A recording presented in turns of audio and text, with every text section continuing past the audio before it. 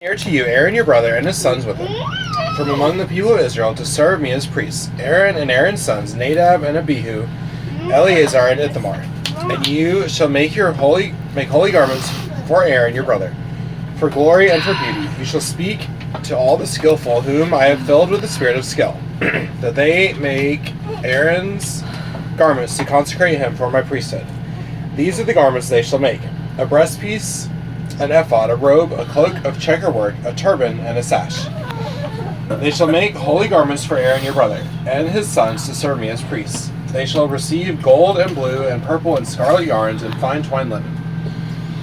And they shall make the ephod of gold, of blue and purple and scarlet yarns, and of fine twined linen, skillfully worked. It shall have 2 shoulder pieces attached to its 2 edges, so that it may be joined together. And the skillfully woven band on it shall be made like it, and be of one piece with it, of gold and blue and purple and scarlet yarns and fine twined linen. You shall take 2 onyx stones and engrave on them the names of the sons of Israel, 6 of their names on the one stone, and the names of the remaining 6 on the other stone, in the order of their birth. As a jeweler engraves signets, so shall you engrave the 2 stones with the names of the sons of Israel. You shall enclose them in settings of gold filigree. And you shall set the 2 stones on the shoulder pieces of the ephod, as stones of remembrance for the sons of Israel. And Aaron shall bear their names before the Lord on his 2 shoulders for remembrance. You shall make settings of gold filigree, and 2 chains of pure gold, twisted like cords, and you shall attach the corded chains to the settings. You shall make a breastpiece of judgment in skilled work. In the style of the ephod you shall make it, of gold, blue, and purple and scarlet yarns, and fine twined linen you shall make it. It shall be squared and doubled, a span its length and a span its breadth. You shall set in it 4 rows of stones. A row of sardius, topaz, and carbuncle shall be the first row. And the second row an emerald, a sapphire, and a diamond. And the third row a jacinth, an agate, and an amethyst. And the fourth row a beryl, an onyx, and a jasper. They shall be set in gold filigree. There shall be 12 sons with their names according to the names of the sons of Israel. They shall be like signets, each engraved with its name, for the 12 tribes. You shall make for the breastpiece twisted chains like cords of pure gold. And you shall make for the breastpiece 2 rings of gold, and put the 2 rings on the 2 edges of the breastpiece. And you shall put the 2 cords of gold in the 2 rings at the edges of the breastpiece. The 2 ends of the 2 cords you shall attach to the 2 settings of filigree, and so attach it in front to the shoulder pieces of the ephod. And you shall make 2 rings of gold, and put them at the 2 ends of the breastpiece, on its inside edge next to the ephod. And you shall make 2 rings of gold, and attach them in front of the lower part of the 2 shoulder pieces of the ephod, as its seam above the skillfully woven band of the ephod.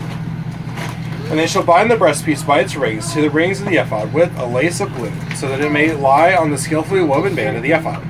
So the breastpiece shall not come loose from the ephod. So Aaron shall bear the names of the sons of Israel in the breastpiece of judgment in his heart, when he goes into the holy place, to bring them to regular remembrance before the Lord. And in the breastpiece of judgment you shall put the Urim and the Thummim, and they shall be on Aaron's heart, when he goes in before the Lord.